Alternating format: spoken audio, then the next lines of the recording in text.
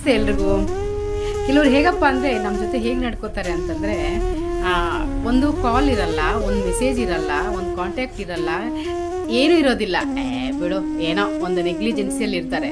ನಾವು ನಮ್ಮ ನೋಡಿದ ತಕ್ಷಣ ಎಲ್ಲಿಲ್ಲದ ಪ್ರೀತಿ, ಎಲ್ಲಿಲ್ಲದ ಅಕ್ರೆ, ಹೇಗಿದೆಯಾ, ನಿನ್ನ ನಾನು ತುಂಬ ನೆನೆಸ್ಕೋತಾ ಇದ್ದೆ, ಅದು ಇದು ಅಂತ ಎಲ್ಲ ಡೈಲಾಗ್ ಹೊಡಿತಾರೆ ನೋಡಿ.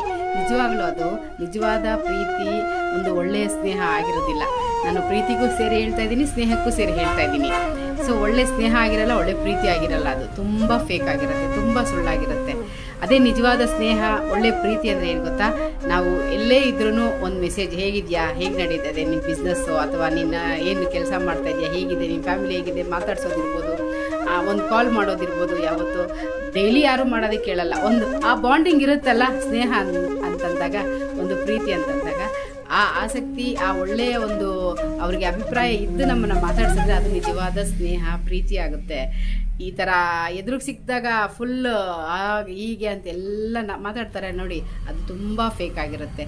ಯಾವತ್ತೂ ಅಷ್ಟೇ ಅಂತಹ ಪ್ರೀತಿ, ಅಂತಹ ಸ್ನೇಹನ ನಂಬಕ್ಕೆ ಹೋಗಬಾರ್ದು. ಜಸ್ಟ್ ಇಗ್ನೋರ್ ಮಾಡಬೇಕಷ್ಟೇ ಅಲ್ವಾ? ಏನಂತೀರಾ?